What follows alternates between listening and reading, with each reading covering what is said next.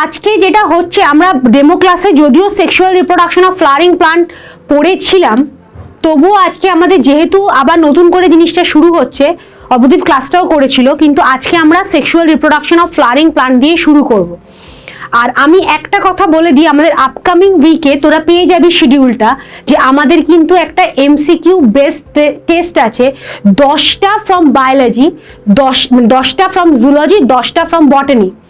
এখন ফার্স্ট চ্যাপ্টারটা যারা নতুন জয়েন করলি, আমাদের যেহেতু এটা শিডিউলড হয়ে আছে, তোরা ডাউট কোনো থাকলে অবশ্যই জিজ্ঞেস করে নিস, চ্যাপ্টারটা তোরা একটু পড়িস।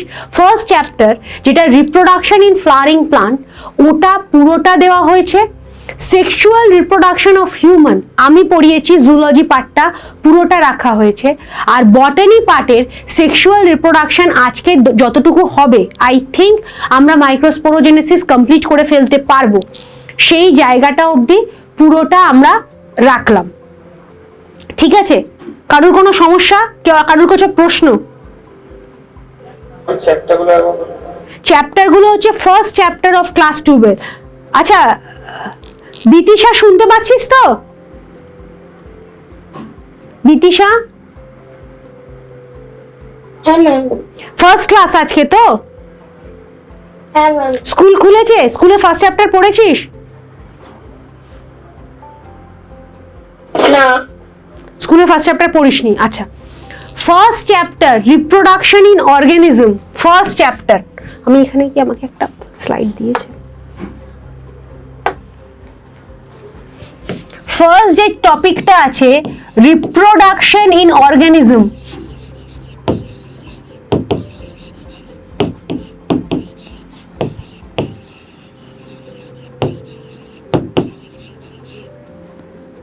ফুল chapter, syllabus for upcoming MC মানে মক ফর নিট। ঠিক আছে? 10টা ফ্রম জুলজি, থ্যাংক ইউ, 10টা ফ্রম জুলজি, 10টা ফ্রম বটানি। জুলজি 10টা, বটানি 10টা, ফিজিক্সের 10টা কোয়েশ্চেন পাবি। আমার সাবজেক্ট আমি বলে রাখলাম টেস্টের, মানে জাস্ট শিডিউল ইয়েটা, কোয়েশ্চেন পেপারের টাইপটা। 10টা ফ্রম, একটু চা খাচ্ছি আজকে, আমি ব্রেক পাইনি। 10টা হচ্ছে ফিজিক্স, 10টা কেমিস্ট্রি, 10টা জুলজি, 10টা বটানি। এবার zoology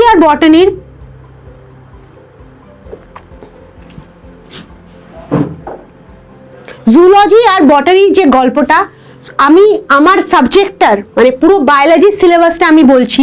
first chapter reproduction in organism, ওর কিছুটা পার্ট জুলজি আছে, কিছুটা পার্ট বটানি আছে। বটানি ম্যামই পুরোটা পড়িয়েছেন, কাজেই দ্য রিপ্রোডাকশন ইন অর্গানিজমস ওইটা কিন্তু পুরোটা আমরা রেডি করে রাখছি। ঠিক আছে? পুরো সিলেবাসটা দিচ্ছি। পরের চ্যাপ্টার যেটা আমি পুরো কমপ্লিট করেছি, সেটা হচ্ছে হিউম্যান রিপ্রোডাকশন। ফ্রাইডে আমরা কমপ্লিট করেছি, সেই চ্যাপ্টারটাও থাকছে হিউম্যান রিপ্রোডাকশন সিস্টেম,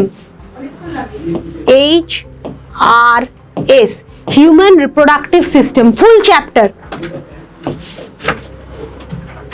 ঠিক আছে? তার মানে টোটাল জুলজি বটানি থেকে 10টা করে 20টা ক্লাস পাচ্ছি, এই 20টা কোয়েশ্চেন পাচ্ছিস। ইচ কোয়েশ্চেন হচ্ছে 4 মার্কস, তার মানে হচ্ছে টোটাল হচ্ছে 10 10 20 ইন্টু 4, দ্যাট ইজ 80 মার্কস হচ্ছে ফর বায়োলজি। 80 মার্কসের যে কোয়েশ্চেন, আমাদের 80 মার্কসটা ধরার দরকার নেই, আমরা কটা করে কোয়েশ্চেন পাচ্ছি সেটা ফোকাস করি। 10টা ফর জুলজি, 10টা ফর বটানি। তার মধ্যে ফার্স্ট চ্যাপ্টারটা রিপ্রোডাকশন ইন অর্গানিজমস, সেকেন্ড চ্যাপ্টারটা হিউম্যান রিপ্রোডাকশন, থার্ড চ্যাপ্টার যতটুকু আজকে শেষ হবে sexual reproduction of flowering plant. বেশি হয়ে যাচ্ছে কি সিলেবাসটা অব্রদীপ? এই দুটোতে রাখবো? ঠিক আছে, তাহলে আজকের যে পার্টটা শুরু হবে sexual reproduction of flowering plant, সেটা রাখলাম না। টপিকটা, আজকের টপিকটা ওতে ইনক্লুড করলাম না। এই দুটো চ্যাপ্টারের ওপর কিন্তু কোয়েশ্চেন হবে, 20টা কোয়েশ্চেন পাবি। That is for biology syllabus for upcoming test. কার কি এইটুকু বুঝতে কার কি সমস্যা? পড়াশোনার কথা পরে আসছি। স্নেহজিৎ বুঝতে পারলি কতটা নেব? হ্যাঁ, ঠিক আছে, কারোর কিছু অসুবিধে? বিতিশা তোর অসুবিধে আমি বুঝতে পারছি, কারণ তোর কাছে দুটো চ্যাপ্টারই নতুন, তোকে একটু ডাউট ক্লিয়ারিং ক্লাসের কথা বলতে হবে, তখন আমরা ছোট করে এটা পড়িয়ে দেব, ঠিক আছে? আপাতত যারা ক্লাস করেছে তাদের জন্য। কিন্তু পরীক্ষাটায় বসিস, তাহলে তুই বুঝতে পারবি যে কিরম ধরনের কিরকম কোয়েশ্চেন প্যাটার্ন আসছে, কিভাবে আমরা পড়ছি। ওকে। তাহলে এবার ক্লাস শুরু করছি।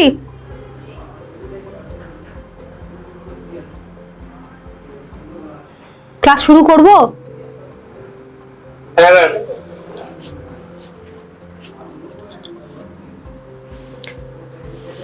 আজকে থেকেই, যদি আজকে বিকেলবেলা কোথাও বেড়াতে যাওয়ার না থাকে, তাহলে আজকে থেকেই এই দুটো চ্যাপ্টারের প্রিপারেশন শুরু কর। কারণ এমসিকিউ আসবে, খুব যে একদম সোজা কোয়েশ্চেন আসবে তাও না, খুব শক্তও নয়। কিন্তু সমস্যাটা হচ্ছে তোরা ফার্স্ট এবং হিউম্যান রিপ্রোডাক্টিভ সিস্টেম আমি যতটুকু পড়িয়েছি তারপরে তোরা আর ভালো করে বইটা পড়িসনি, কাজেই অ্যানাটমিগুলো সেক্সুয়াল পার্টের এবং সেম অ্যাজ এইখানে হচ্ছে যে সমস্ত যে ফ্র্যাগমেন্টেশন, বার্ডিং, যে সমস্ত পার্টটা রিপ্রোডাকশন ইন অর্গানিজমসের মধ্যে অ্যাসেক্সুয়াল সেক্সুয়ালের যে কাইন্ডটা, অ্যাপোমিক্সিস, অ্যাম্ফিমিক্সিস, ওই জায়গাগুলো কিন্তু সব পড়া, একবার পড়েছিস, শুনেছিস, জানিস, কিন্তু রেডি কিন্তু কারণ নেই, সেটা আমি জানি।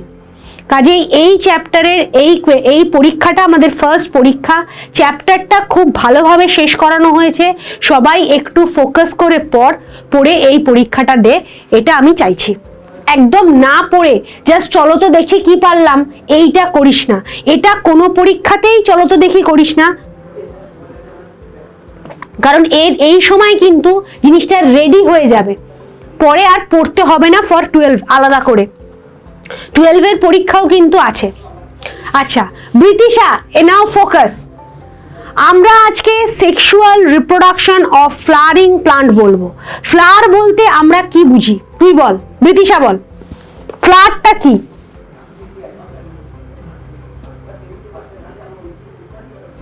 বৃতিশা, ফুল কি? ফুল বল, একটু কিছু বল, মাইকটা তো অন কর।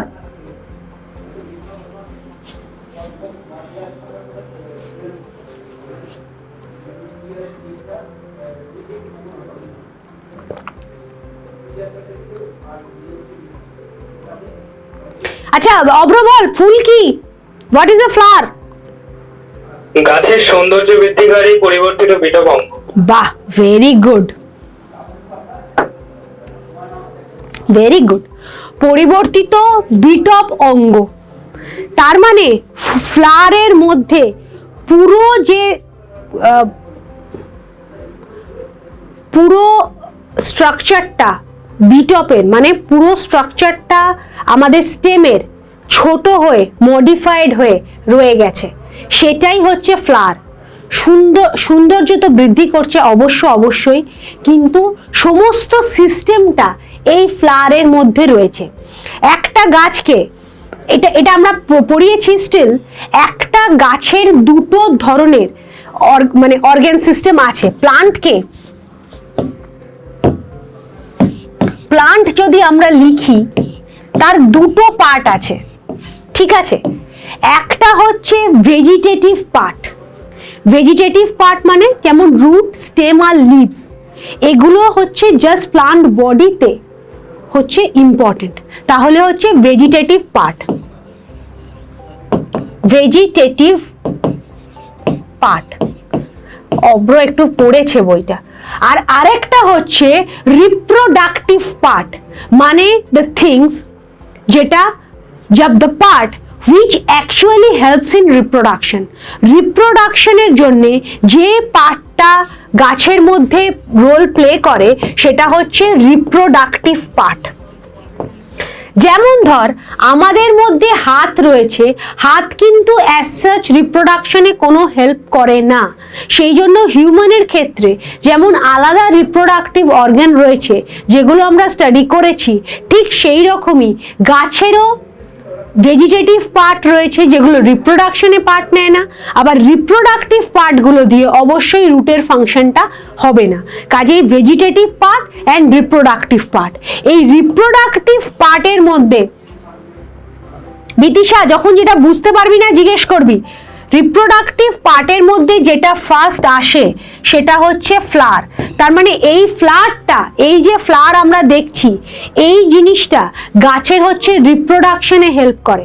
এবং এই পার্টের মধ্যে আমরা যা পাবো, এই যে মডিফিকেশন বললো ও, মডিফিকেশনটা যাই পাবো সেটা হচ্ছে পুরোটাই পাবো হচ্ছে আমরা রিগার্ডিং যেটা যেটা আমাদের রিপ্রোডাকশনের জন্য গাছকে হেল্প করবে।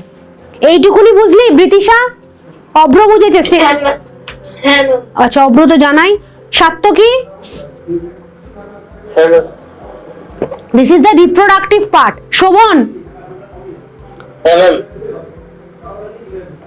স্নেহজিৎ, ঠিক আছে।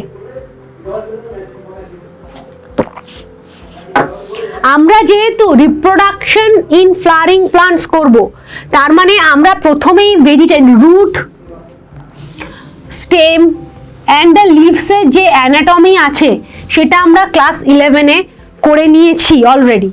সুতরাং আমরা একদম প্রথম ফ্লাওয়ার থেকে, বইটা শুরু হবে ফ্লাওয়ার থেকে, আমরাও ফ্লাওয়ার থেকে শুরু করব। কিন্তু বেসিক্যালি এই যে স্টাইল, স্টিগমা, পিস্টেল, হ্যাঁ, এইগুলো কি কি কি কি তার ফাংশন কোথায় কোথায় থাকে, এটা আমরা একটা ফ্লাওয়ারের মধ্যেই দেখে নেব।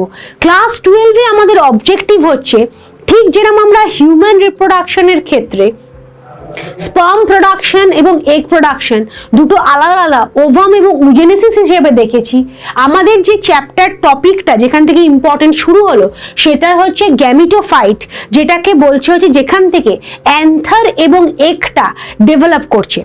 গ্যামিটোফাইট যেখান থেকে চ্যাপ্টার শুরু হচ্ছে সেখানে হচ্ছে এগটা আর অ্যান্থারটা হচ্ছে ডেভেলপ করছে। তাহলে প্রথমে আমরা একটা ফুলের দেখে নেব, তারপরে আমরা গ্যামিটোফাইট ডেভেলপমেন্টের উপর কনসেন্ট্রেট করব।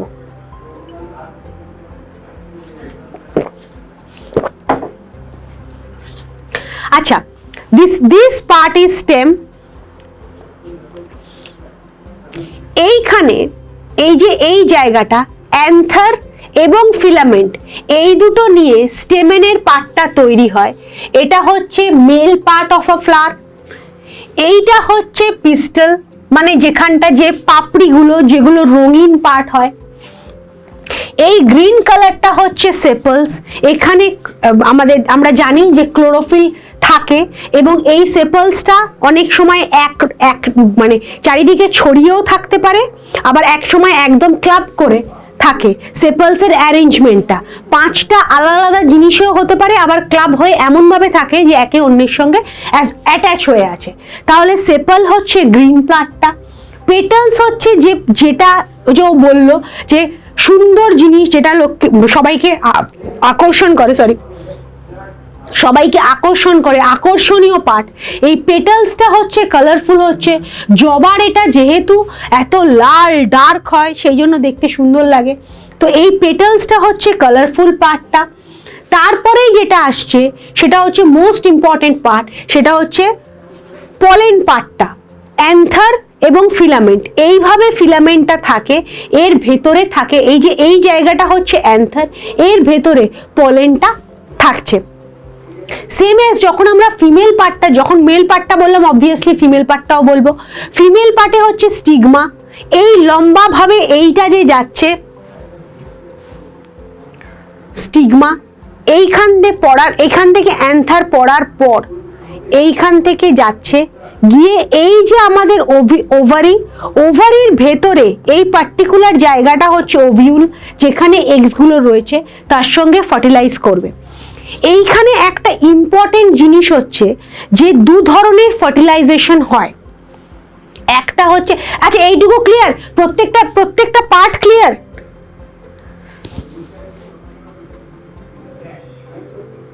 কে কে বলবে?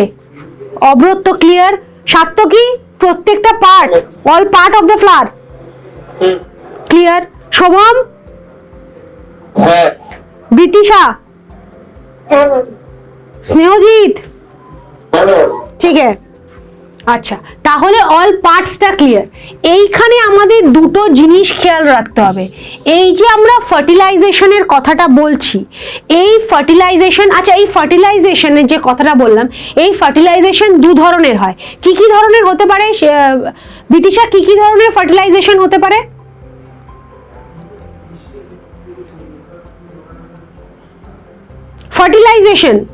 ফার্টিলাইজেশনের বাংলা কি অবদীপ?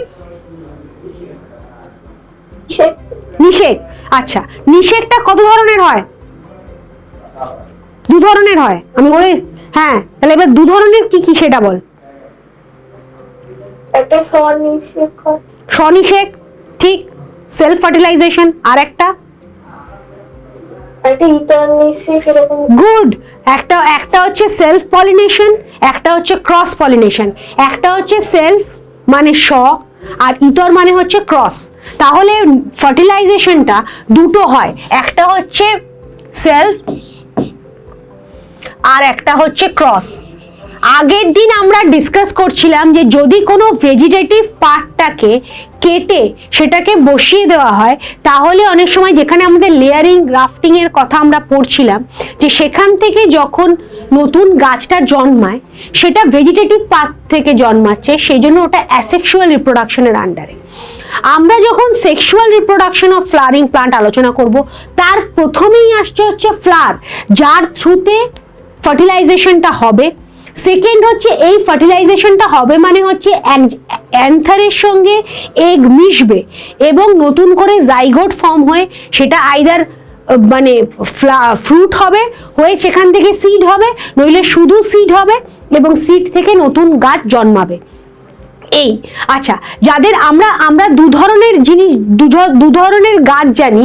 একজনের সিডের মধ্যে ফ্রুটস মানে সিডটা হচ্ছে ঢাকা থাকে, আর একজনের ঢাকা থাকে না, নেকেড সিড থাকে। তাহলে এই দুটোকে কি বলে? যাদের ওপেন সিড থাকে তাদেরকে কি বলে?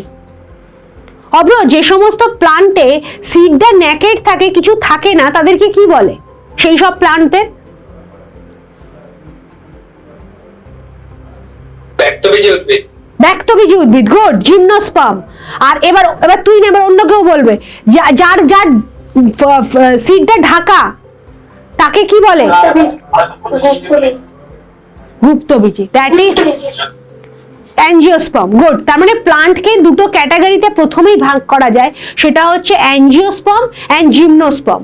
এইবার এই যে অ্যাঞ্জিওস্পার্মের মধ্যেই জেনারেলি ফ্লাওয়ারের কথাটা উঠে আসে, এবং এই ফ্লাওয়ার থেকে যেটা হয় সেটা হচ্ছে যে এই যে সিডগুলো থাকবে হচ্ছে সবসময় ফ্রুটের ভেতরে।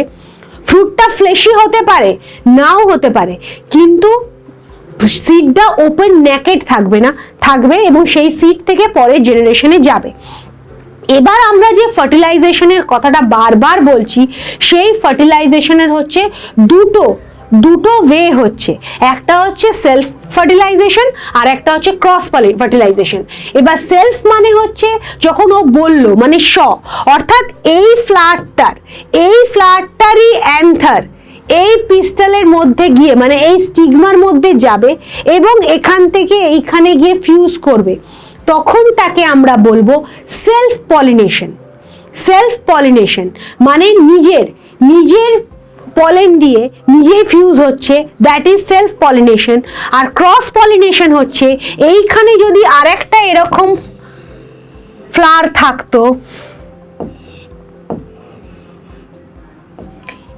এরটা গিয়ে এখানে ফিউজ করতো, দুটো আলাদা ফ্লাওয়ার হয়ে যেত, তখনই তাকে আমরা বলতাম ক্রস পলিনেশন। তাহলে পলিনেশন এবং ফার্টিলাইজেশন এই দুটো ব্যাপার ক্লিয়ার হয়ে গেছে তো?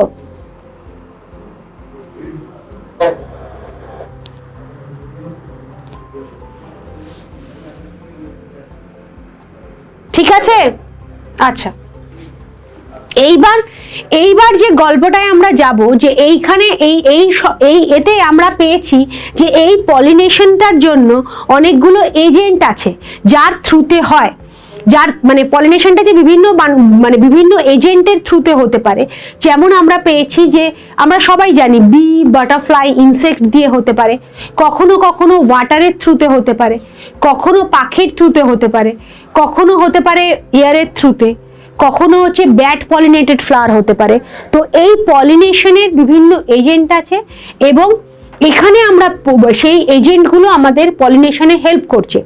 কিন্তু এবং এজেন্টগুলো কখন কথাটা এই এজেন্টের কথাটা কখন আসছে, যখন দুটো আলাদা ফ্লাওয়ার হচ্ছে। অবশ্য সেলফ ফ্লাওয়ারের ক্ষেত্রেও একটা এজেন্ট তো দরকার হয়। তাহলে পলিনেশনের জন্য সবসময় একটা পলিনেশন মানে হচ্ছে জাস্ট পলেনটা এই স্টিগমায় গিয়ে পড়লো, দিস ইজ কল্ড পলিনেশন। এই পলিনেশনের যে এজেন্টসগুলো আছে এই এজেন্টসগুলো হচ্ছে হেল্প করছে পলিনেশনে যে পলিনেশনে যখন ক্রস পলিনেশনটা বেশি ইম্পর্টেন্ট মানে বেশি ভালো না সেলফ পলিনেশনটা ভালো, এটা আগে তোরা বল।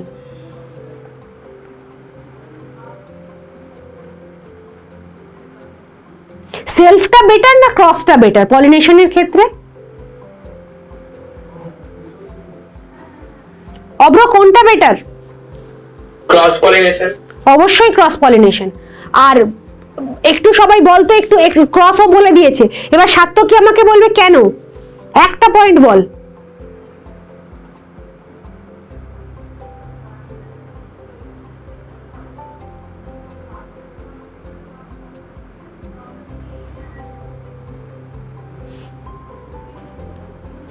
শোভম, নতুন ধরনের উদ্ভিদ উৎপন্ন হয়, নতুন ভ্যারাইটি, ভেরি গুড, নতুন ভ্যারাইটি তৈরি হতে পারে, এটাই হচ্ছে ক্রস পলিনেশনের। একটা গাছের যদি সেলফ পলিনেশন হয়, সেই পলিনেশনটা যদি ধর লাল জবা থেকে তুই লাল জবাই পেলি, তো তার মধ্যে সেই গাছটার যা যা জিনিস, সেই গাছটার ধর ফুলটা বড় হয় না সামহাও, ওটা প্রবলেম, মানে ওর একটা ক্যারেক্টার তৈরি হচ্ছে যে ফুলটা বড় হয় না কিন্তু গাছে অনেকদিন থাকে, চট করে নষ্ট হয়ে যায় না।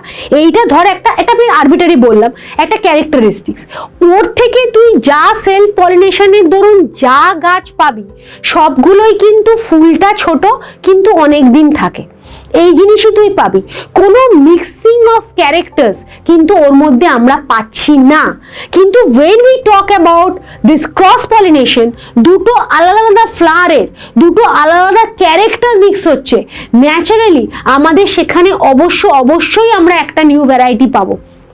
যেমন ধর যদি এই রেড মনে কর এটা রেড হিবিস্কাস, তার সঙ্গে আমি একটা হোয়াইট হিবিস্কাসের ক্রস করালাম, I will get pink hibiscus. এটাই হচ্ছে আমাদের মেন্ডেলিয়ান জেনেটিক্স, আমাদের পরের চ্যাপ্টারটাই এটাতে আমরা যাব।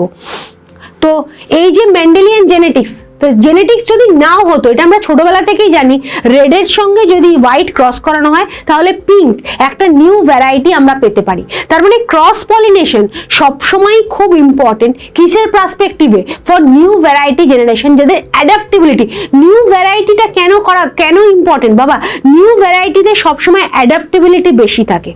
মানে আমার যে অ্যাডাপ্টেবিলিটি, তোদের তার অ্যাডাপ্টেবিলিটি বেশি, আবার তোদের যখন নেক্সট জেনারেশন হবে, ছেলে মেয়ে হবে, তখন তাদের অ্যাডাপ্টেবিলিটি তোদের থেকে বেশি হবে। সেই জন্য সবসময় generation after generation adaptability advancement সবসময় বাড়ে। তাহলে এইবার সেলফ পলিনেশন, ক্রস পলিনেশন আমরা জানলাম, এবং তার সঙ্গে সঙ্গে আমরা যেটা জানলাম সেটা হচ্ছে বিভিন্ন এজেন্টের থ্রুতে এই পলিনেশনগুলো হয়। এইবার এই যে পলিনেশন বলে চেঁচাচ্ছি, মানে পলেনটাকে তৈরি করতে হবে। পলেনটাকে কি করে তৈরি করব সেটাই হচ্ছে আমাদের ফার্স্ট টপিক আমাদের আজকের। সেটা এইগুলো আমাদের টপিক, এগুলো সব ইন্ট্রোডাকশনে আছে। এবং ফ্লাওয়ারের ডিফারেন্ট মানে different parts of the flower, এটা অবশ্যই আছে। তারপরেই যেটা আছে সেটা হচ্ছে আমাদের এই ছবিটা আমরা সব বইয়ের মধ্যে পাবো, যেখানে আমরা পলেনটা তৈরি করব। Pollen, this is very important, কারণ এটা দিয়ে ঠিক যেমন স্পার্ম প্রোডাকশন করছিলাম আমরা, এইখানেও ঠিক সেই রকম পলেনটা তৈরি করব, যাতে আমাদের মানে পরের ফার্টিলাইজেশনের দিকে হেল্প হয়। এবার এই ছবিটা, খাতা নিয়েছি সবাই?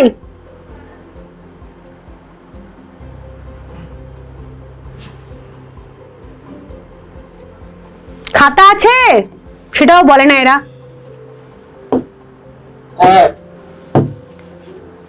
অব্রর কাছে তো আছে আমি জানি, আর সবার ফটাফট এই লেয়ার গুলো। হ্যাঁ হ্যাঁ বল শোভন বল। ম্যাম তুলছি। ছবিগুলো তুলছিস কেন? তা খাতায় লিখে রাখ। ও তো মোবাইল শেষ হলেই শেষ।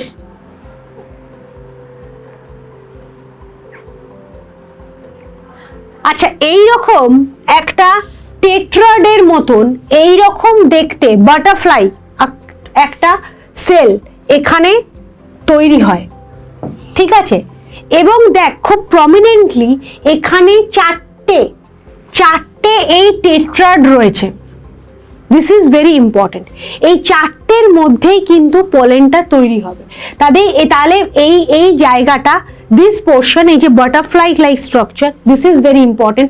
এটা বেসিক্যালি জিনিসটা কি বলতো, মেল গ্যামিটোফাইট, যেখান থেকে গ্যামিট প্রোডাকশন হয়, দ্যাট ইজ কল্ড গ্যামিটোফাইট।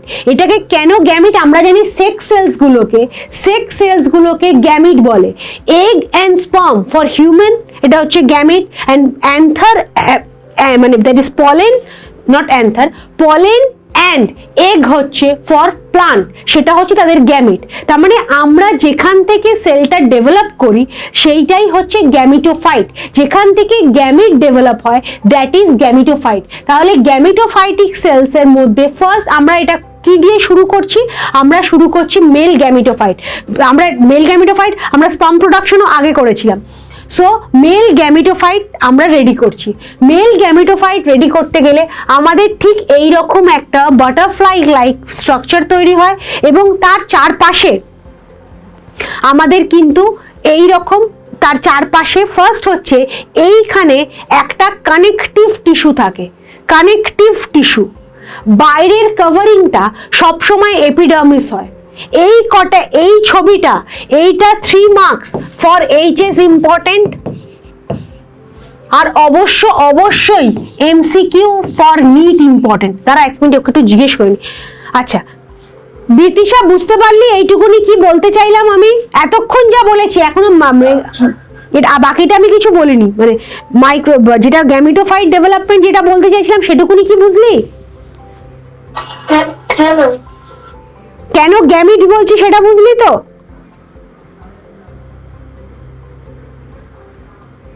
বুঝেছিস কেন গ্যামিট বলছি? এটা গ্যামিট, তাহলে বললি না কেন যখন আমি বলছিলাম যে গ্যামিটোফাইটটা? তোরা বুঝলি কিনা?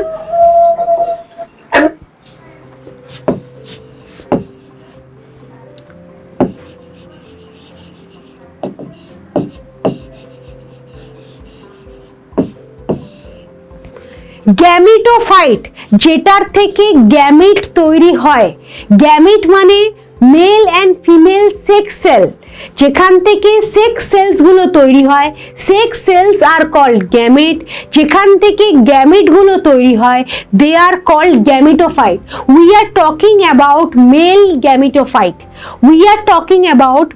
গ্যামিটোফাইট। এবার বুঝলি?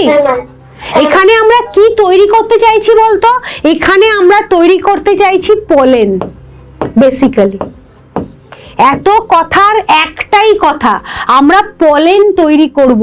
প্রথমে আমরা পলেন তৈরি করব, তারপরে আমরা এগ তৈরি করব, এগটাকে একটা পার্টিকুলার জায়গায় সেটেল করব, সেইখানে তারপরে এসে পলেনটা মিশবে, ফার্টিলাইজেশন হবে, ফার্টিলাইজেশনের কম্পোনেন্টসগুলো পড়ব, তারপরে আমরা ফ্রুটস অ্যান্ড সিড পড়ব।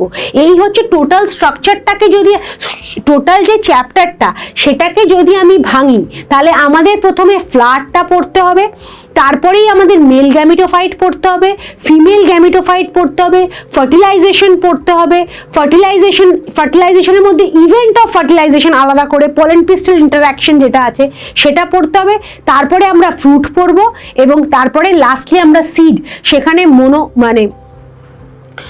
মোনোকার্পিক আর মানে যেখানে দুটো আর কি ইয়ে থাকবে, মোনোকার্পিক না মানে সিড, একটা হচ্ছে একবীজপত্রী আর একটা হচ্ছে দ্বিবীজপত্রী, দুটো কটিলেডন মানে মোনোকটিলেডন আর ডাইকটিলেডন, দুটো টাইপ অফ সিডস আমরা পড়ব। হ্যাঁ, এই হচ্ছে আমাদের বেসিক জিনিস, মানে মোনোকটিলিডেন আর ডাইকটিলিডেনের ডিফারেন্স, আর একটা সিডসের পুরো অ্যানাটমি কি কি ডিফারেন্স তাদের মধ্যে আছে এবং কি কি সিমিলারিটিস আছে, দুটোই আমাদের সিলেবাসে আছে। পুরো চ্যাপ্টারটা এইভাবে ভাঙলে ফার্স্ট যে জিনিসটা আসছে ফ্লাওয়ার, তার সঙ্গে ফার্টিলাইজেশন, ফার্টিলাইজেশন আমি করিনি, তা ফ্লাওয়ারের বিভিন্ন পার্টস এবং তার সঙ্গে এই যে পোলেনটা ডেভেলপ করার কি দরকার আছে সেইটা আমরা প্রথমে ডিসকাস করলাম, এজেন্টগুলো ডিসকাস করলাম। Now we are discussing the structure of male gametophyte যেখানে পোলেনগুলো ডেভেলপ করে। ঠিক আছে, এইটুকুনি ক্লিয়ার তো? বিদিশা ক্লিয়ার হয়েছে? As it is your first class, সেই জন্য এতবার জিজ্ঞেস করছি, হ্যাঁ, কারণ একটু প্রথম ক্লাসে আমাদের একটু ইন্টারঅ্যাক্ট করতে অসুবিধা হয়। আচ্ছা, এই জায়গাটায় হচ্ছে কানেকটিভ টিস্যু থাকছে। সবাই মনে হয় স্ক্রিনশট নিয়েছে ছবিটার, তো যাই হোক স্ক্রিনশট নিলে ঠিক আছে, তবুও খাতায় লেখা থাকলে মাথায় যায় কিছুটা। এই স্ক্রিনশট নেওয়াটা আগে ছিল না, সিস্টেমটা ভালো ছিল। আচ্ছা, এই দেখ এপিডার্মিসের পরে একটা এন্ডোথেশিয়াম আছে, এন্ডোথেশিয়াম, কেয়ারফুল অ্যাবাউট দিস। আচ্ছা, তারপরে থাকছে হচ্ছে স্পোরোজিনাস টিস্যু। এই স্পোরোজিনাস টিস্যু, এইখানেই দেখ স্পোর কথাটা উঠে আসছে। Microspore, development of microspore, development, তার মানে মাইক্রোস্পোর ডেভেলপমেন্ট মানেই হচ্ছে আমরা পোলেন ডেভেলপমেন্ট করছি। মেগাস্পোর ডেভেলপমেন্ট মানেই হচ্ছে, যেহেতু এটা মাইক্রো মানে ছোট, সেইখান থেকে ইম্পর্টেন্ট যে মাইক্রোস্পোর মানে হচ্ছে অবশ্যই, যেহেতু ওইটা মুভ করে, মানে পোলেনটা মুভ করে, সেই জন্য সবসময় স্ট্রাকচারটা ছোট হবে, যেটা ইজিলি মুভ করানো যাবে। এগের স্ট্রাকচারটা বড় হবে, সেই জন্য মাইক্রোস্পোরোজেনেসিস, আর এগের ক্ষেত্রে হচ্ছে মেগাস্পোরোজেনেসিস। যে কথাটার জন্য এই কথাটা এলো সেটা হচ্ছে দিস স্পোরোজিনাস টিস্যু থেকে বেসিক্যালি কিন্তু স্পোরগুলো ফর্ম হবে। আমরা জানি সেল দিয়ে যে স্ট্রাকচারটা তৈরি হয় দ্যাট ইজ টিস্যু, তার মানে টিস্যুর মধ্যে অনেক সেলস আছে, তাহলে এই স্পোরোজিনাস টিস্যুর মধ্যে কিন্তু অনেকগুলো স্পোর্স আছে যেগুলো ম্যাচিওর করবে, যেগুলো ডেভেলপ করবে একটা স্ট্রাকচারের মধ্যে দিয়ে, and we will get our male gametophyte. এই জায়গার লেয়ারটা হচ্ছে ট্যাপেটাম, এই যে পার্টটা, ট্যাপেটামটাও কিন্তু খুব ইম্পর্টেন্ট। তাহলে আমরা কি কি পেলাম? একটা কানেকটিভ টিস্যু পেলাম, একটা এপিডার্মিস পেলাম, তার সঙ্গে endothecium, this term is new for us, endothecium's layer পেলাম, স্পোরোজিনাস টিস্যু পেলাম এবং ট্যাপেটাম পেলাম। This is the middle layer. যে কোনো এই জায়গাটা পরিষ্কারই দেখা যাচ্ছে যে মাঝখানে একটা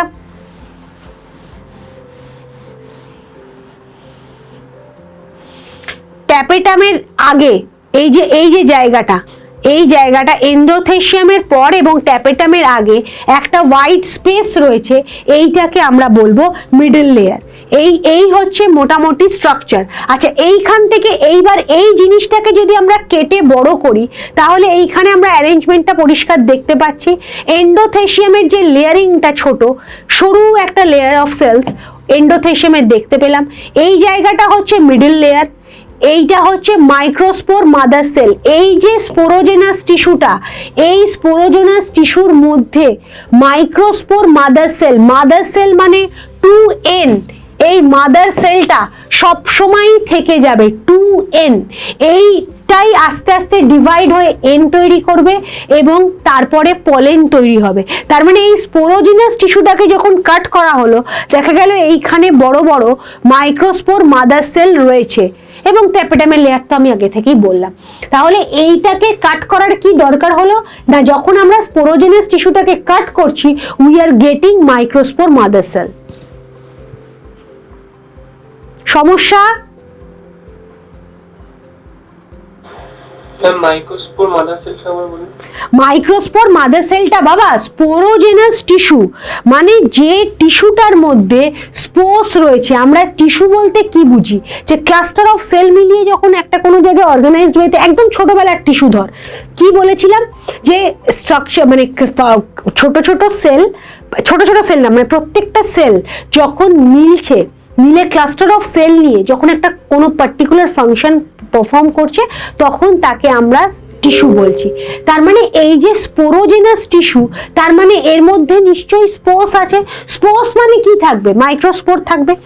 কিন্তু যখন এটাকে আমরা কাট করলাম, আমরা দেখলাম এই স্পোরোজেনাস টিস্যুর মধ্যে যে স্পোর্সগুলো রয়েছে, সেই স্পোর্সগুলো হচ্ছে মাইক্রোস্পোর মাদার সেল, মানে 2n অফ মাইক্রোস্পোর, মানে এই যে পলেনের মা। কারণ মা কেন? কারণ 2n আছে। ওইটাকে প্রথমে মিওসিস আন্ডারগো করে এন করে তারপরে আমরা মা, মানে ওই মাদার হিসেবে ভাবিস না, কিন্তু মা মানে আমি বলতেছি এখান থেকে তৈরি হবে। এখনো 2n অবস্থায় রয়েছে মাইক্রোস্পোর মাদার সেল। কার মধ্যে রয়েছে? স্পোরোজেনাস টিস্যুটার মধ্যে। স্পোরোজেনাস টিস্যু ইটসেলফই নেমটা সাজেস্ট করছে এর মধ্যে স্পোর্স আছে। এটাকে কাটলে যে স্পোর্সটা পেলাম সেটা হচ্ছে মাইক্রোস্পোর মাদার সেল। বুঝলি? হ্যাঁ ম্যাম। হ্যাঁ ম্যামটা ভালো করে বললি তো, নাকি না বুঝলে আবার বল? আবার বলছি। না না, বুঝতে পেরেছি। আচ্ছা বৃতিশা, হ্যাঁ ম্যাম। তোরা বললি বলে কিন্তু অ্যাড করলাম না, আমি কিন্তু চাইছিলাম এটা অ্যাড করে দিতে, এই যতটুকু টপিক আজকে পড়া হবে। এইবার দেখ, আমি যে কথাটা বলছি সেই কথাটা মানে যেটা আমি বলতে চাইছিলাম যে মাইক্রোস্পোরোজেনেসিসের মধ্যে একদম পোলেনটা ফর্ম হবে এবং 2n যেটা থাকবে,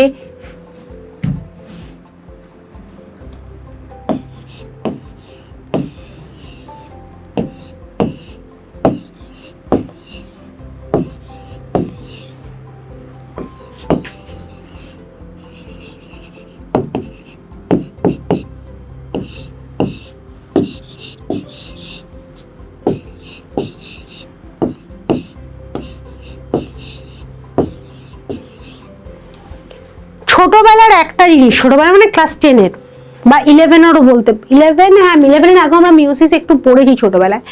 আমরা জানি, ফার্স্ট এটা না বললে এখানে আমি নাম্বার বাড়ানোটা বোঝাতে পারবো না, কারণ আমরা সবাই জানি যে 11টা আমরা ভুলে গেছি। 2n যখন থাকে মানে ডাইপ্লয়েড।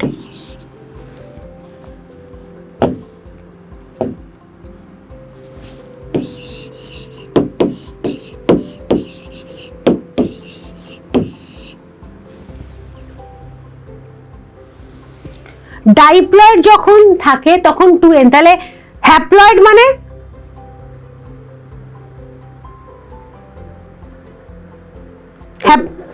n। গুড। আমাদের একটা জিনিস ফ্রম দ্য বিগনিং মনে রাখতে হবে যে আমাদের যে সেলগুলো আছে সেগুলো ডাইপ্লয়েড আছে, 2n, 46 chromosome, pair of 2 into 23 pair of chromosome, 23 pair of chromosome বলি, তার মানে টোটাল নাম্বার অফ ক্রোমোজোম হচ্ছে 46। কিন্তু যে সমস্ত গ্যামেটগুলো আছে, মানে sperm cell, egg cell, pollen and the egg of plant, সেইটা বা ওভিউল অফ দ্য প্লান্ট, সেইখানে কিন্তু নাম্বারটা হচ্ছে n, কারণ n and n ফিউজ করে ফর সেক্সুয়াল রিপ্রোডাকশন আমরা 2n পাবো। কাজেই এইখানে একটা মিওসিস ডিভিশন হওয়া, মানে এই সেলগুলোর ওপর মাইক্রোস্পোরোজেনেসিস বা মেগাস্পোরোজেনেসিসে একটা মিওসিস ডিভিশন হওয়া খুব জরুরি, কারণ সেখান থেকে এন হয় রিডাকশন ডিভিশন। রিডাকশন ডিভিশন আমাদের ভীষণ দরকার। এইটুকুনি আগে বুঝলি কিনা বল, কারণ এটাই হচ্ছে বোঝার। তারপরে তো সবই মানে পরপর স্টেপস গুলো বলবো, মেগা আর মাইক্রোর মনে থাকবেই, কিছু প্রবলেম নেই। কেন রিডাকশন ডিভিশন ইজ নিডেড সেইটা ইম্পর্টেন্ট।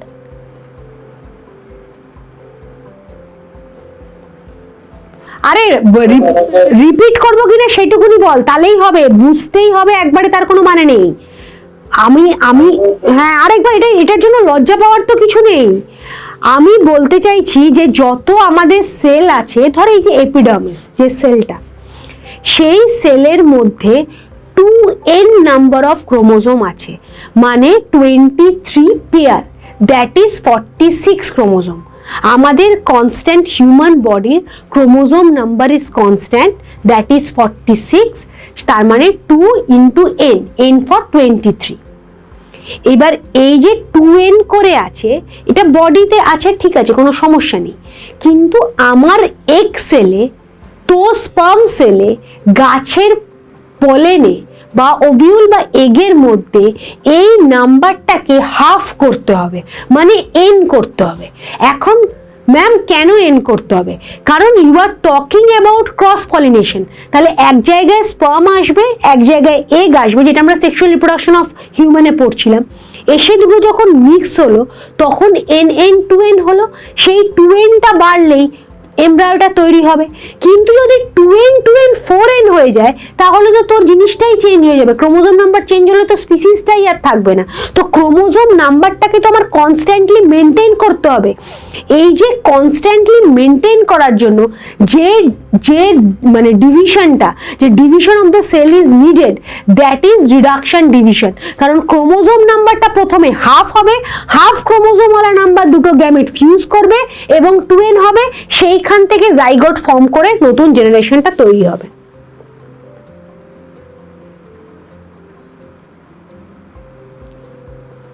কোথায় সমস্যা বল, কোথায় সমস্যা বল, আমি আবার বলছি। না সমস্যা নেই, বুঝতে পেরেছি। সবসময় তোর যে ডিভিশন, যে যখনই তুই যে কোনো উজেনেসিস বল, স্পার্মাটোজেনেসিস বল, মাইক্রোস্পোরোজেনেসিস, মেগাস্পোরোজেনেসিস, এই চারটে প্রসেসে যেখানেই তুই যাবি না কেন তোর একটা reduction division, that is n number of chromosome দরকার from 2n number of chromosome. 2n থেকে n নাম্বার অফ ক্রোমোজোম করতে গেলে আমাদের মিওসিস লাগে, সেই জন্য meiosis division is very much important.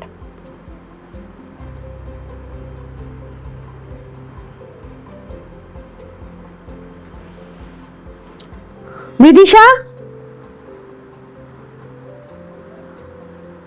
Shubman, Shovam বুঝেছিস? হ্যাঁ আচ্ছা, অব্রর তো এটা পড়া আছে, অব্রকে আলাদা করে, অব্র শুধু দেখ আলাদা করে, আলাদাভাবে কিন্তু আমরা এই জিনিসটা আগে যেটা এইটা আমরা পড়াইনি, একটু আলাদা ছবি এবং আলাদা পড়ানো হচ্ছে, কাজেই তোকে একটু এখানে মন দিতে হবে। আচ্ছা, এইটুকুনি আমার বেসিক কনসেপচুয়াল পার্ট ক্লিয়ার করার ছিল যে sporogenesis, oogenesis, স্পার্মেটোজেনেসিস, gametogenesis, sporogenesis, microsporogenesis, মেগাস্পোরোজেনেসিস, যাই হবে না কেন রিডাকশন ডিভিশন মিওসিস করতে হবে, করতে হবে, করতে হবে, একদম মাথায় ঢোকা। Gametogenesis, sporogenesis, need meiosis division. আচ্ছা, এইবার আমরা এইখানে আমরা মাইক্রোস্পোরোজেনেসিস, এই যে প্রসেসটা এখানে দেখানো হচ্ছে, সেখানে মাইক্রোস্পোরোজেনেসিস দেখানো হচ্ছে। প্রথমে স্লাইডটাতেই আমি দেখিয়েছি যে ভেতরে কি কি আছে। এই যে চারটে বাটারফ্লাই লাইক যে স্ট্রাকচারটা রয়েছে তার মধ্যে ওই প্রত্যেকটা লেয়ার কিন্তু আমি দেখিয়েছি, ট্যাপেটাম দেখিয়েছি, মিডিল লেয়ার দেখিয়েছি, এন্ডোথেশিয়াম, এই যে লেয়ারটা। আচ্ছা, সবার কাছে ছবিটা পরিষ্কার?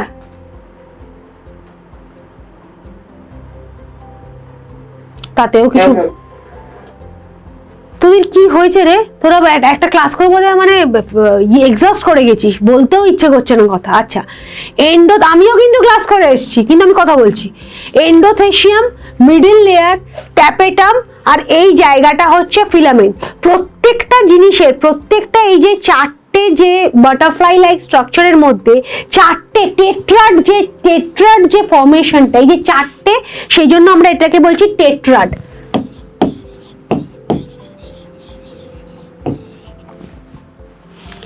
চারটে ব্যাগ লাইক, চারটে স্যাক লাইক স্ট্রাকচার রয়েছে, একটা দুটো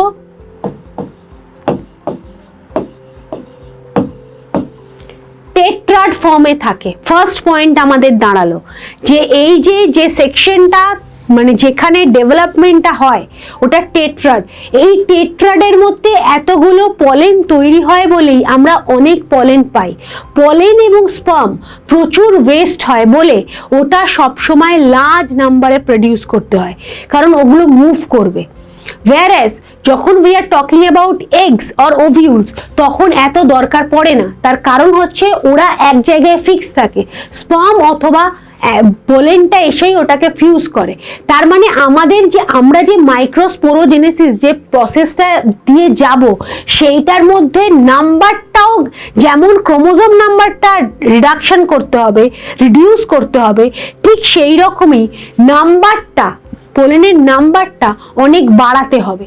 সেই জন্য আমরা এখানে টেট্রাড 4টে ব্যাগের মধ্যে এই জিনিসটাকে ডেভেলপ করাচ্ছি। বোঝা গেল? টেট্রাডের গল্পটা বোঝা গেল? আচ্ছা, 4টে ব্যাগের মধ্যে যে আমরা ডেভেলপ করাচ্ছি, এইবার আমরা যে স্ট্রাকচারগুলো আমরা আগের স্লাইডে দেখে নিয়েছি, যেমন এন্ডোথেশিয়াম, মিডল লেয়ার, ট্যাপেটাম, এইগুলো সব আমাদের কমন। এইটা নিয়ে আমরা বেশি আর কথা বলবো না। আমরা কথা বলবো হচ্ছে এইখানে ফার্স্ট হচ্ছে, যখন এই জায়গাটাকে যদি আমরা বলি যে মাইক্রোস্পোরোসাইটস, আচ্ছা টেট্রাড থেকে শুরু করি তাহলে আমাদের গোছাতে সুবিধা হবে।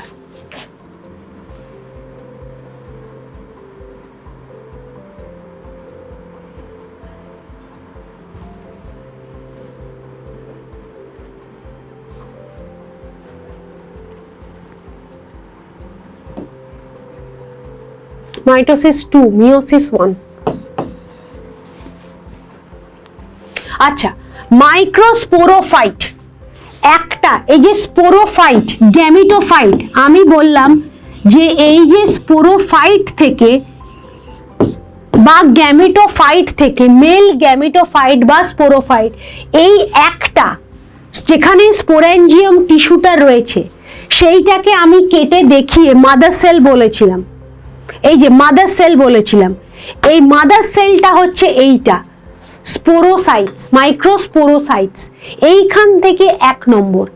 এইটার মধ্যে আমি প্রথমেই আগেই ওই জন্য বোঝালাম যে এইটার মধ্যে 2n থাকলে এইটাকে n করার জন্য একটা মিওসিস করতে হবে। মিওসিস 1, মিওসিস 1-এ কি হলো? রিডাকশন ডিভিশন হয়ে গেল। এইখানে যে 2nটা ছিল এইটাকে n এর মধ্যে আমি ডিভাইড করে দিতে পারলাম। একটা একটা করে স্টেপ বোঝ। এইটা কিন্তু this will come in 3 marks for class 12, আর এইখান থেকে প্রচুর নিটের কোয়েশ্চেন আসে। এই জায়গাটা ধীরে ধীরে বোঝ। ব্যাপারটা এইটুকু তোরা বুঝলি কিনা আমাকে বল। এই চ্যাপ্টারটা যখন আমরা সিলেবাসে ইনক্লুড করলামই না, মাইক্রোস্পোরোজেনেসিসটা ভালো করে বুঝলে মেগাস্পোরোজেনেসিস বুঝে যাব, আর তাহলেই ফার্টিলাইজেশনটা হয়ে যাবে। এই জায়গাটা ভালো করে বুঝলে আমাদের ফার্টিলাইজেশন অবধি আমরা খুব তাড়াতাড়ি চলে যেতে পারবো। সো এইটুকুনি পোর্শন তোরা বুঝলি কিনা সেইটা বল। মাইক্রোস্পোরোসিসটা বুঝলি কিনা, তার মধ্যে 2n আছে, তার উপরে রিডাকশন ডিভিশন হয়ে এই যে মাইক্রোস্পোজ মানে টেট্রাড ফর্মটা হলো, এই জিনিসটা তোরা বুঝলি কিনা বল। অব্র বুঝেছে আমি জানি, কারণ অব্রটা হয়ে গেছে। আচ্ছা বিতিশা, ঠিক আছে। মিওসিস একবার হয়ে যাবার পর, meiosis 2 is nothing but the mitosis, নাম্বারটা বেড়ে গেল, 4টে ফর্ম করে গেল। একটা থেকে শুরু করেছিলাম, n করে ভাঙলাম, সেটাকে meiosis 2 is nothing but the mitosis, 4টে ফর্ম হলো। এইবার এইখান থেকে রিলিজড করলো হচ্ছে মাইক্রোস্পোরটা। মাইক্রোস্পোরের ডেভেলপমেন্ট হচ্ছে এইখানে, এইটা হচ্ছে বাইসেলুলার পোলেন হচ্ছে। এইবার যে চেঞ্জেস গুলো হচ্ছে ট্রাইসেলুলার, প্রত্যেকটা এর ভেতরে ডিভিশনটা হচ্ছে এবং এখান থেকে জিনিসটা বাড়ছে। এই একটা সেল কিন্তু ডিভাইড করে মরফোলজিক্যালি চেঞ্জড একটা পোলেন বানিয়েছে, যেটার এখানে দেখা যাচ্ছে একটা ফিলামেন্ট রয়েছে। অনেক মুভিং এর জন্য অনেক সময় ফিলামেন্ট থাকে, আবার অনেক সময় এমনি পোলেনও আমরা পাই, যেটা আমরা কারোর থ্রুতে মানে ফার্টিলাইজ করবো যে এজেন্টগুলোর থ্রুতে। তাহলে এই যে জায়গাটা, এইখানটা ভেতরে ইন্টারনাল মরফোলজিক্যাল চেঞ্জ, আর এইখানটা হচ্ছে মিওসিসটা এনকাউন্টার হচ্ছে। তাহলে এই পোর্শনে মাইক্রোস্পোরোজেনেসিসটা সকলের কাছে ক্লিয়ার? আর একটা ছবি দেখ।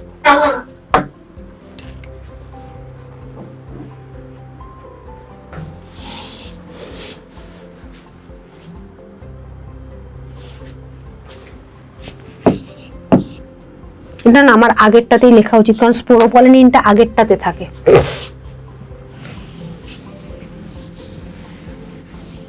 এইখানে একটা খুব ইম্পর্টেন্ট কেমিক্যাল আছে,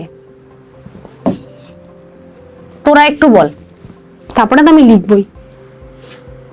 এই স্পোরের সাথে একটা খুব ইম্পর্টেন্ট কেমিক্যাল আছে এইটার মধ্যে, কি সেটা?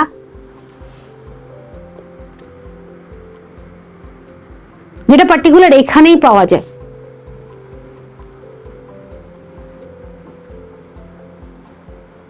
বৃদ্ধিশা জানিস?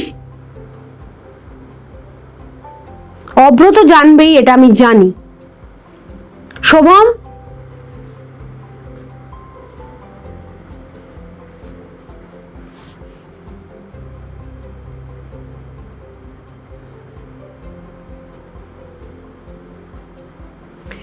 এইটার সঙ্গে একটা পার্টিকুলার কেমিক্যাল অ্যাসোসিয়েটেড এই স্পোর্সের মধ্যে থাকে, মাইক্রোস্পোরের মধ্যে বা পোলেনের মধ্যে। ভুলে গেলি? পোলেনের মধ্যে একটা স্পেশাল কাইন্ড অফ কেমিক্যালস থাকে। সাত্তকী? আচ্ছা একটা কথা বল, এই যে সেক্সুয়াল রিপ্রোডাকশন অফ ফ্লাওয়ারিং প্ল্যান্টটা স্কুলে হয়নি এখনো, নাকি তোরা স্কুলেই যাচ্ছিস না? হয়নি স্কুলে। হয়নি? আচ্ছা রিপ্রোডাকশনটাই চলছে। শোভম হয়েছে? না না। আচ্ছা বিদিশা হয়নি বলেছিস। অব্রকে তো আমি পড়িয়েছি। কেন অব্র মনে আছে? স্পোরোপলিন। Good, স্পোরোপলিন।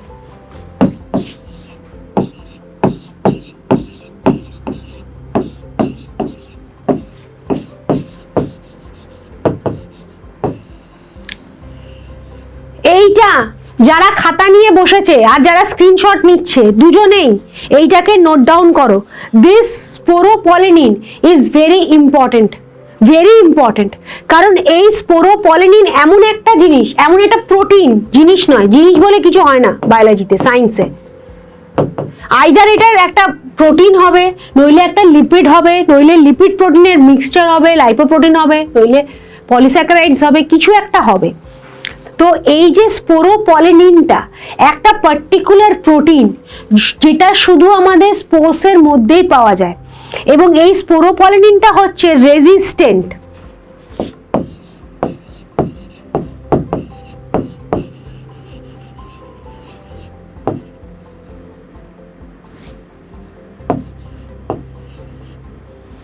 Resistance to every enzyme.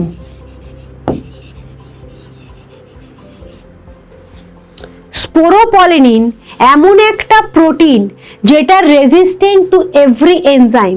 মানে তুই যে কোনো হাইড্রোলিটিক এনজাইমস, যেটাকে দিয়ে ভাঙা যায়, যেটাকে ড্যামেজ করা যায়, অ্যাসিড, যে কোনো টাইপ অফ অ্যাসিড তুই যদি স্পোরোপলিনের ওপর দিস তাহলে কিন্তু সেই জিনিসটা কাজ করবে না। মানে স্পোরোপলিনটা ইনট্যাক্ট থাকবে।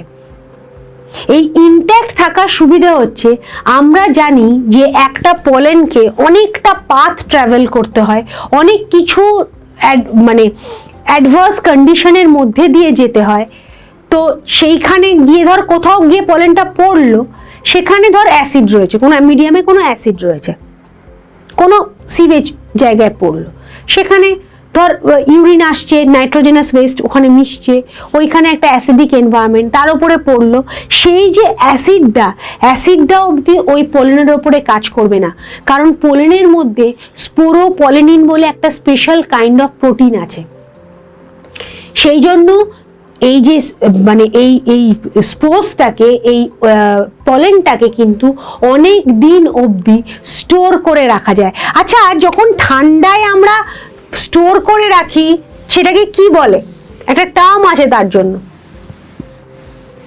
ঠান্ডায় কোনো মানে সেটা তোর যে কোনো কিছু হতে পারে, মানে কোনো টিস্যু হতে পারে, তারপরে তোর কোনো ফ্লাওয়ারের বার্ড হতে পারে, তারপরে তোর পোলেন হতে পারে। যখন সেটাকে আমরা রাখি সেটাকে কি বলি? Good, cryopreservation. Very good Abhra, very good. Cryopreservation, এই কথাটা মনে রাখিস। ক্রায়োপ্রিজার্ভেশন হচ্ছে যেখানে খুব ঠান্ডায় -196 ডিগ্রিতে সমস্ত অর্গান সিস্টেম পুরো আমরা স্টোর করি না, কোনো অর্গানকে স্টোর করি, পলেন, স্পার্ম, এগ এগুলোকে স্টোর করে রাখি। পলেনকে কিন্তু তুই এমনিও স্টোর করে রাখতে পারিস ডিউ টু দিস স্পোরোপলিনিন, কারণ এটা কিন্তু কোনো অ্যাডভার্স কন্ডিশনে, খুব ড্রাই আছে, খুব জল আছে, যে কোনো জায়গায় তুই পলেনকে এই স্পোরোপলিনিনের জন্য মানে স্টোর করে রাখতে পারবি। This is the speciality of this particular material. এই জন্য ফসিল হিসেবে, মানে ধর আজ থেকে 200 বছর আগে কোনো পলেন যদি তুই পাস, সেটাকে তুই ইনট্যাক্ট পাবি। সেই জন্য ফসিল হিসেবে কিন্তু তুই পলেনটাকে স্টাডি করতে পারিস। তো এই স্পোরোপলিনিন হচ্ছে এর ইম্পর্টেন্ট। আর একটা জিনিস আমি এইখানে মিস করেছি, সেটা হচ্ছে ডেসিকেশন। আমাকে বলতে পারি একটু ডেসিকেশন মানে কি? এই প্রসেসের মধ্যে একটা মানে একদম যখন রিলিজ হয় পলেনটা, ঠিক তার আগে ডেসিকেশন হয়, এটার মানে কি? অ্যানালিটিক্যাল ভাব, বই পড়তে হবে না, পলেনটাকে বের করার আগে একটা প্রসেসের মধ্যে দিয়ে নিয়ে যাওয়া হচ্ছে। সেই প্রসেসটা কি হতে পারে?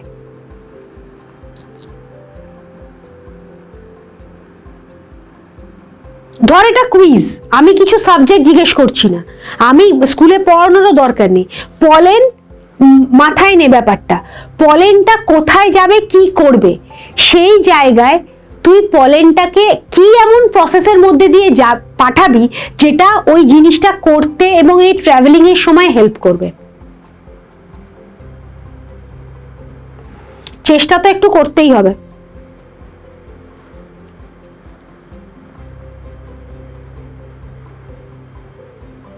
দিদিটা কি করা যেতে পারে?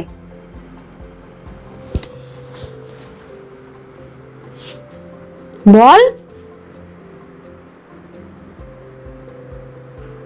শোভম।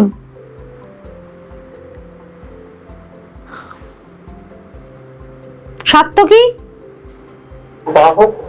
বাহক এজেন্ট বলেছি আমি, একটা পার্টিকুলার এজেন্ট লাগবে।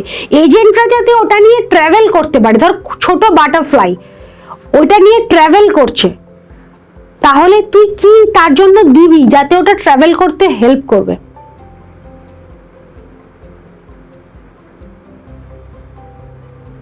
একটা বাটারফ্লাই ফুল থেকে হানিটা নিয়ে হানির সঙ্গে ওর ধর উইংসে বল, ওর লেগসে বল, ওই ছোট্ট বাটারফ্লাইটার লেগসে প্রচুর পলেন লাগলো, তো ট্রাভেল করছে ওকে নিয়ে, তাহলে কি হওয়া উচিত পলেনটা?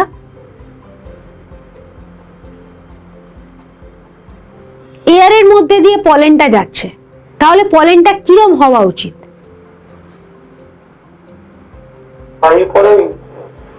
বায়ু পরাগিত এজেন্টটা ঠিক বলছি আমি, পলেনের কি ক্যারেক্টার থাকা উচিত? হালকা হতে হবে। আর এই হালকা করতে গিয়ে, রাইট অব্র, ভেরি গুড, হালকা করতে হবে যাতে জিনিসটা ট্রাভেল করতে পারে। আর একটা কি, যদি তুই হালকা করতে চাস তাহলে জলটাকে ড্রাই আউট করবি, -H2O। তার মানে এই যে সেলটা, এইটাকে রিলিজ করার আগে তোকে একটুখানি জলটা, ভেতরে যত জল আছে, আমরা কি জানি যে সাইটোপ্লাজমের মধ্যে 90 to 95% ওয়াটার। তাহলে এই এত প্রসেস যা দিয়েই ও যাক না কেন, এবং ওর মরফোলজিক্যাল যা যা চেঞ্জেসই হোক না কেন, আফটার অল তো ওটা একটা cell having n number of chromosome, তাহলে সেই তার মধ্যেও সাইটোপ্লাজম আছে। এবার সেই সাইটোপ্লাজমটার মধ্যে যদি জল থাকে, জিনিসটা ভারী হয়ে যাবে, তাহলে ওই প্রসেসের মধ্যে সেলটার থেকে জলটা বের করে সেটাকে ড্রাই আউট করতে হবে এবং ডেসিকেশন করে দিতে হবে। ডেহিসেন্স অ্যান্ড ডেসিকেশন, এই হচ্ছে ডেহিসেন্স। আর ডেহিসেন্স কি? ডেহিসেন্স হচ্ছে ওই জিনিসটার মধ্যে এমন থাকবে যেটা নাকি ট্রাভেল করতে পারবে এবং স্লিপারি হবে। এই দুটো মানে প্রসেস, এই দুটো ফান্ডা নিয়ে একটা পলেন গ্রেনস তৈরি হবে। একটা হচ্ছে জলটা কম থাকবে, আর ডেহিসেন্স থাকবে, স্টিকি নেচারের থাকবে। ঠিক আছে, স্টিকি নেচার হতে হবে, কারণ এয়ারের মধ্যে দিয়েও ট্রাভেল করার সময়, তারপরে ইনসেক্টের দিয়ে ট্রাভেল করার সময় ওইটা একটু যদি একটুখানি স্টিকি না হয় তাহলে ওদের গায়ের সঙ্গে লাগবে না, তো ডেহিসেন্স থাকতে হবে। ঠিক আছে, হ্যাঁ ম্যাম। বিদিশা বুঝেছিস নাকি বুঝলো না? বুঝতে পারছি না। শোভম ক্লিয়ার হয়েছে আমি কি বললাম, কোন প্রসেসের মধ্যে দিয়ে যেতে হবে? হ্যাঁ। আমি কি পরেরটাই চলে যাবো, মেগাস্পোরোজেনেসিস, মানে একটা ফর্ম করিয়ে দেবো ঝটপট?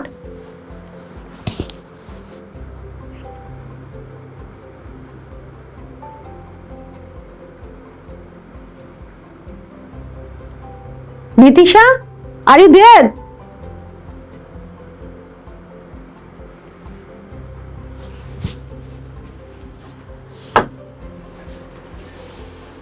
আচ্ছা,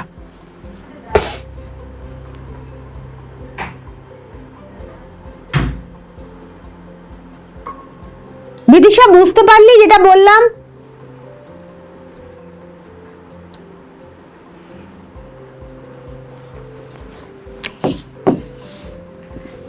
যেমন স্পোরোজেনাস টিস্যু ছিল, বিদিশা যেটা বললাম ঠিক আছে? তুই কি বুঝতে পারলি?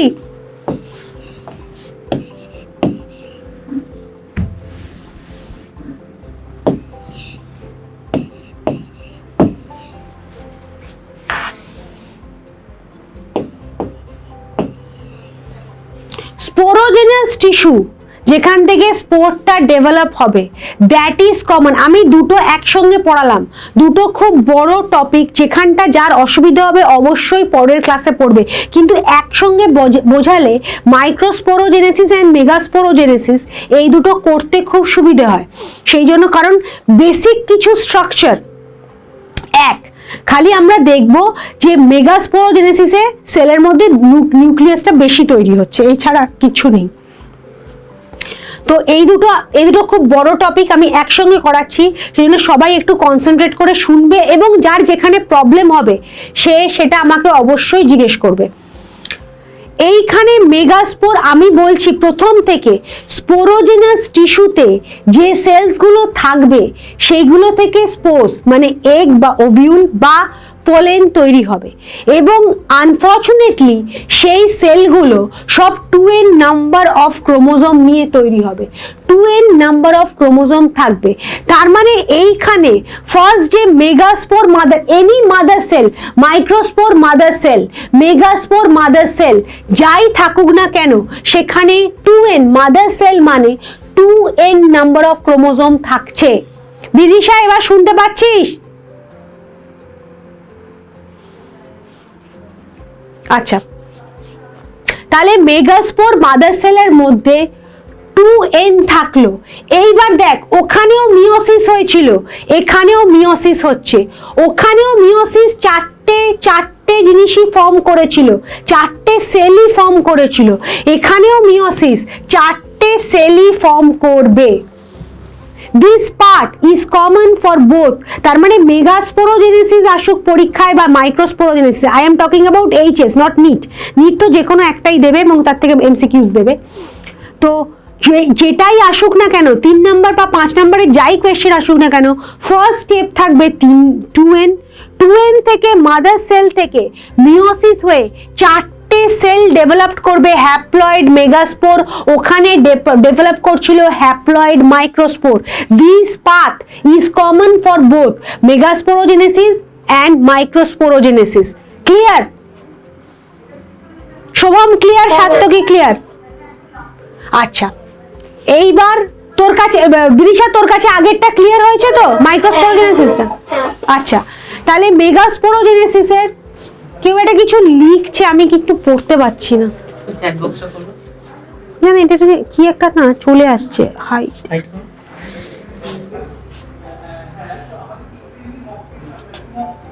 ম্যাম টিউশন আছে, লেফট করো। অবদীপ লেফট কর। এই কেন আমাদের সঙ্গে ক্লাস করছে কেন? যাদের টিউশন আছে তাদেরকে কি আর বলবো বল, লেফট তো করবি তোরা। আচ্ছা, চারটে, বাহ, দুজন লেফট হয়ে গেল।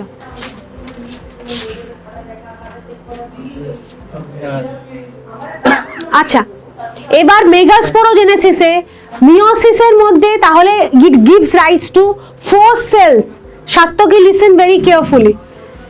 এই 4 সেল আমার চাই না, আমার ওভিউল চাই একটাই, ওভিউল চাই একটাই, এগ চাই একটাই, কিন্তু মাইক্রোস্পোর্স পোলেন অনেকগুলো চাই। তাহলে এইখানে এই যে জায়গাটায় যেখানে 4টে সেল হলো সেখান থেকে ডিজেনারেট করে যাবে, একটা সেল থেকে যাবে, দ্যাট ইজ হ্যাপ্লয়েড। এই যে ডিজেনারেট হবে মানে এইগুলো হচ্ছে যে যে পাথটা তৈরি হবে, এমব্রায়ো যে স্যাকটা তৈরি হবে সেইখানে they will play the role. কিন্তু ডাইরেক্ট ওভিউল ফর্মেশনের সময় এই তিনটের কোনো ফাংশন থাকবে না, শুধু একটা সেলই হ্যাপ্লয়েড গ্রোথে বাড়বে। এটুকুনি ক্লিয়ার হলো কিনা? বিদিশা হয়েছে? সাত্তকি? হ্যাঁ ম্যাম। ঠিক আছে। এইবার দেখ এইখানে এই যে সেলটা ছোট ছিল এইখানে একটা ইয়ে আছে নিউসেলাস। আমি জানি না তোরা লিখছিস নাকি ছবি তুলছিস। ছবি তুললে এই নিউসেলাস, এটা কিন্তু নিউক্লিয়াস নয়, নিউসেলাস।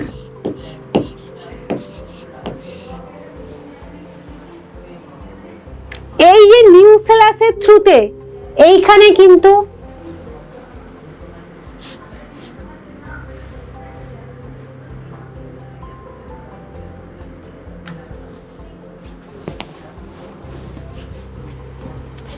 এই নিউসেলাসের থ্রুতে এইখানে এই সেলটা, এই ছোট সেলটা এইখানে বড় হচ্ছে, ঠিক আছে। এইবার দেখ মাইটোসিস হচ্ছে, মাইটোসিস, রিমেম্বার ইট। এই মাইটোসিস মানে এই নিউক্লিয়াসটা একটা gives rise to mitosis, no reduction of chromosome, simple. একটা থেকে দুটো মাইটোসিস যদি হয়, এইটা যদি মাইটোসিস হতো তাহলে 2n2n। যদি মাইটোসিস হয় একটা সেল থেকে দুটো সেল তৈরি হয়, এখানে মাইটোসিস তৈরি হলো, মাইটোসিসে দুটো সেল রাইজ হলো, একটা সেল প্রথমে মেগাস্পোর, একটা সেল সেটাকে নিউসেলাস বড় করলো, সেখান থেকে মাইটোসিস হয়ে দুটো সেল তৈরি হলো। এইখানে আরেকটা মাইটোসিস হলো, হয়ে 4টে সেল তৈরি হলো, 4টে সেলের পর আবার দুটো মাইটোসিস হলো, হয়ে এইখানে দেখ মানে টোটাল 8টা সেল। এই জায়গাটা ভালো করে বুঝবি, টোটাল 8টা সেল, একটা ওপর দিকে টোটাল 8টা সেল, এইখানে 3টে সেল, মাঝখানে দুটো সেল, নিচে 3টে সেল, টোটাল 8টা সেল। কিভাবে হলো? একটা সেল মাইটোসিসে দুটো, দুটো থেকে 4টে, 4টে থেকে 8টা, টোটাল 8টা সেল হলো। এইটুকুনি বুঝলি কিনা বল? তার মানে স্পোর মেগাস্পোরের ক্ষেত্রে মেগাস্পোর মাদার সেল ছিল 2n, 2n থেকে n হলো রিডাকশন ডিভিশনে, 4টে সেল তৈরি হলো, 3টে ডিজেনারেট করলো, একটা সেলকে নিউসেলাস বলে একটা জিনিস গ্রো করালো, নিউট্রিয়েন্ট মিডিয়াম নিউসেলাস, নিউট্রিয়েন্টটা গ্রো করালো, গ্রো করানোর পর যে বড় সেলটা হলো সেটার মধ্যে কোনো চেঞ্জেস নেই, তার উপরে মাইটোসিস হলো, দুটো হলো, দুটোর ওপর মাইটোসিস হলো, 4টে হলো, 4টের ওপর মাইটোসিস হয়ে 8টা সেল হলো। এই 8টা সেল কিন্তু এখন একটা জায়গায় বিলং করছে। এইবার আমরা এই জায়গাটা বুঝবো। এতক্ষণ হলো পুরোটাই চলছিল হচ্ছে মেগাস্পোরোজেনেসিস। এই যে 8টা সেল তৈরি হলো, এইখান থেকেই আমাদের একটা নতুন গল্প তৈরি হবে। গল্পটা কি? গল্পটা হচ্ছে এই 8টা সেলকে আমরা অ্যারেঞ্জ করব। 8টা সেলের ওপরের দিকে 3টে সেল হবে, সেটাকে আমরা বলবো 3 অ্যান্টিপোডাল সেল। এই 8টা সেলের 3টে হবে ওপরের দিকে, সেটা হচ্ছে অ্যান্টিপোডাল সেল। এইখানটা হচ্ছে পোলার নিউক্লিয়াই, এইখানে হচ্ছে সিনার্জিডস। বল এইটুকুনি বুঝলি কিনা? এই জায়গাটাকে বলবে এগ অ্যাপারেটাস। এগ অ্যাপারেটাস খুব ইম্পর্টেন্ট। এগ অ্যাপারেটাস বুঝলে পরের দিনই ফার্টিলাইজেশনটা করানো সম্ভব। এগ অ্যাপারেটাস না বুঝলে কিন্তু আমি পরের দিন ফার্টিলাইজেশনটা করাতে পারবো না। আমি নিচে তো 3টে সেল আছে কিন্তু হয়তো 2 নিগার গিফট লেখা আছে। সিনার্জিড ভুল। এখানে হচ্ছে 3টে সেল, এটা বেসিক্যালি অ্যান্টিপোডাস সেল, এটা হচ্ছে মাইক্রোপাইলার এন্ড।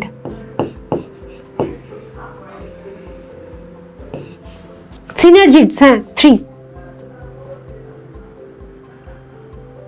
Polar nuclei. এই টোটালটা হচ্ছে পুরো ফিমেল গ্যামেটোফাইট এগ অ্যাপারেটাস।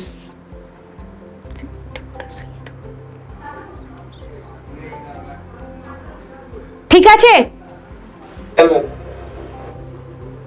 এইবার আমরা এইটাকে এই জায়গাটা থেকে এইটাকে আমরা বলবো এই যে জিনিসটা, এই যে টোটাল যেখানে 8টা নিউক্লিয়াই অ্যারেঞ্জ হয়েছে সেই জায়গাটা। আচ্ছা, এইখানটা কি হয়ে আছে তাহলে? Mature embryo sac. Polar nuclei যদি একটা ধরে নিই তাহলে জাস্ট এখানে একটা দিয়ে বোঝানো হয়েছে। Gametophyte before fertilisation, 7 nucleated stage. দেখ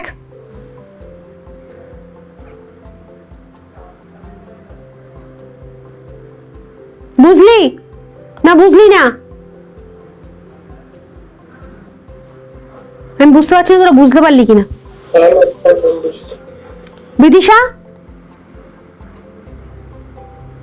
7 নিউক্লিয়েটেড যে সেটা বুঝতে পারলি? হ্যাঁ। বিদিশার আমি রিপ্লাই পাচ্ছি না। যাকে বোধহয় ওর কানেকশন নেই। তাহলে এই যে এই দুটো যে আমাদের এই যে সেল দুটো ছিল এইটা ফিউজ করে ইটস বিকাম সিঙ্গেল সেল। তাহলে 3টে নিচে 3টে ওপরে মাঝখানে একটা, 7 nucleated stage.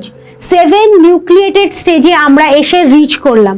That is very important. তাহলে একসঙ্গে মেগাস্পোরোজেনেসিস আর হচ্ছে আমরা মেগাস্পোরোজেনেসিসের সাথে হচ্ছে যেটা আমাদের সেটা হচ্ছে টোটাল এগ অ্যাপারেটাসটা, মেগাস্পোরোজেনেসিসের সাথে এগ অ্যাপারেটাসটা আমরা একসঙ্গে পড়লাম। সেই জন্য এই জায়গাটা একটু ইলাবোরেট করে ভালো করে আমি একসঙ্গে পড়ালাম বলেই তোদের বাড়িতে একটু ভালো করে ব্যাপারটা পড়তে হবে। মাদার সেল ছিল, মাদার সেল থেকে মিওসিস হলো, 4টে হলো, একটা রয়ে গেল, একটা গ্রোথ হলো, মাইটোসিস মাইটোসিস মাইটোসিস, 3টে মাইটোসিস হলো, 8টা সেল ওরা দিল। 8টা সেল থেকে 2টো ফিউজ করে গিয়ে 7 সেল স্ট্রাকচার হলো, আর 3টের ওপরে অ্যারেঞ্জমেন্ট হলো, 3টের নিচের অ্যারেঞ্জমেন্ট হলো। এই হচ্ছে 7 নিউক্লিয়েটেড স্টেজে এই যে আমরা রিচ করলাম। পরের দিন আমরা ফার্টিলাইজেশনে ঢুকবো। এইটুকুনি কোনো সমস্যা। মাইক্রোস্পোরোজেনেসিস অ্যান্ড মেগাস্পোরোজেনেসিস দুটোই সাত্ত্বিক প্রচন্ড ইম্পর্টেন্ট একটা ইস্যু। তোর এই জায়গা দুটো ক্লিয়ার হয়েছে কিনা? ওই এইখানে এগ অ্যাপারেটাস তৈরি হয়ে গেল, কিন্তু মাইক্রোস্পোরোজেনেসিসে এগ অ্যাপারেটাস তৈরি হচ্ছিল না। ওখানে হচ্ছে মরফোলজিক্যাল চেঞ্জেস হচ্ছিল অ্যান্থারের মানে পলেনের, যার থ্রুতে ওটা চলে যাচ্ছে, মানে জাস্ট মুভ করছে ফর ফিউশন। বল ঠিক আছে? কোনো সমস্যা নেই তাই তো? ঠিক আছে, তাহলে এগ অ্যাপারেটাসের অবধি কিন্তু আমাদের পড়াটা রেডি হলো।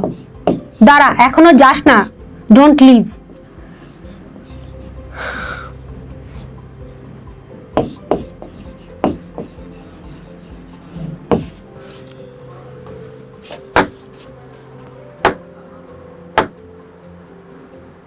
আমরা এখান থেকে sexual reproduction of flowering plant শুরু করেছিলাম। একবার জাস্ট কুইক রিক্যাপ করবো, কারণ দুটো খুব ইম্পর্টেন্ট জিনিস পড়িয়ে দিয়েছি। একটা হচ্ছে যে এইটা হচ্ছে যেটা আমাদের শুরু হয়েছিল যে this is the reproductive part of the plant.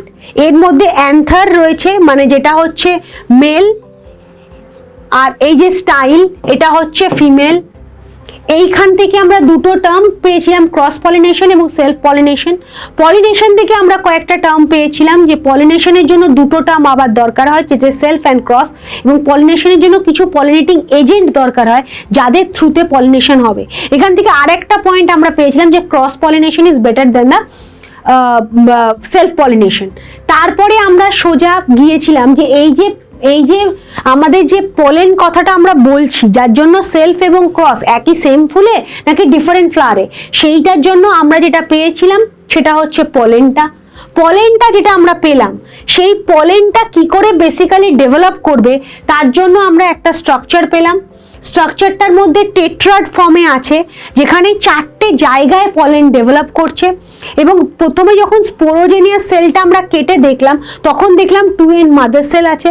2n mother সেলের মধ্যে আমরা দেখলাম যে মিওসিস হয়ে ওটা ডিভিশন হয়ে গেল, তারপরে মাইটোসিস হলো এবং মাইটোসিসটা চেঞ্জ করে মরফোলজিক্যালি চেঞ্জ হলো, ওকে ওর মধ্যে ড্রাইড আউট করা হলো এবং ওর মধ্যে ডেহিকেসেন্স করা হলো যাতে ওটা ইজিলি স্টিকি স্টিকি ভাবটা থাকে। আর একটা জিনিস আমরা এখানে পড়লাম যে স্পোরোপলিনিন, যেটা হচ্ছে প্রচন্ড সবথেকে বেশি পৃথিবীর সবথেকে বেশি রেজিস্ট্যান্ট মেটেরিয়াল হচ্ছে স্পোরোপলিনিন, যার থ্রুতে যার জন্য এই পোলেনটাকে ফসিল হিসেবে ইউজ করা যায়। তারপর মোস্ট ক্রিটিক্যাল পার্ট আমরা এখানে পড়েছি, সেটা হচ্ছে মেগাস্পোরোজেনেসিস। যে মেগাস্পোরোজেনেসিসে ঠিক এই রকম এগ যে মাদার সেলটা ছিল সেটার মধ্যে মিওসিস হচ্ছে, 4টে ফর্ম করছে, 3টে ডাইং আউট হয়ে গেল, একটা রয়ে গেল, একটাকে নিউক্লিয়াস গ্রো করালো। নিউক্লিয়াস গ্রো করিয়ে ওটার মধ্যে এখানে যেটা নিউক্লিয়াস গ্রো করানোর পর মানে মাইটোসিস হবে। মাইটোসিসের প্রথমে দুটো ফর্ম, তারপরে 4টে, তারপরে 8টার মধ্যে যখন চলে যাবে তখন আবার তার মাঝখানে যে পোলার নিউ সেটা ফিউজ করে যাবে, ফিউজ করে 7 সেল স্ট্রাকচার করে দেবে। তার মানে দুটো মাইক্রোপাইলার ওপরের দিকে, মাইক্রোপাইলার এন্ডটা আমরা পরের দিন শিখবো, দুটো মাইক্রোপাইলার এন্ডে, 3টে মাইক্রোপাইলার এন্ডে, 3টে হচ্ছে চেলাইজাল এন্ডে এবং মাঝখানে একটা। তাহলে এই 8টা নিউক্লিয়াই থেকে 7 নিউক্লিয়েটেড যে স্ট্রাকচারটা চলে এলো সেটা হচ্ছে এগ অ্যাপারেটাস। এর পরের দিন আমরা ফার্টিলাইজেশনটা করব। ঠিক আছে সার্থকী, এই অবধি ক্লিয়ার? হ্যাঁ ম্যাম।